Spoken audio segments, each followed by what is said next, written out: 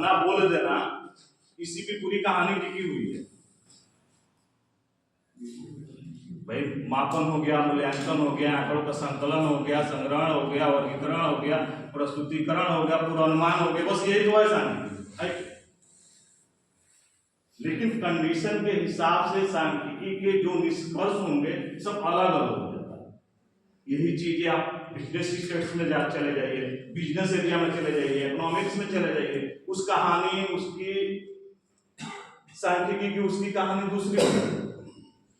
ये विज्ञान में चले जाइए, विज्ञान में या दो या तीन तक मान्यता हम मानते हैं ना, ये पहला लड़का है, दूसरा है, तीसरा है। तो ऐसे हम अनुमान कैसे लगाते हैं? ये अनुमान लगाने की प्रक्रिया तो एक सांख्यिकी ही ना।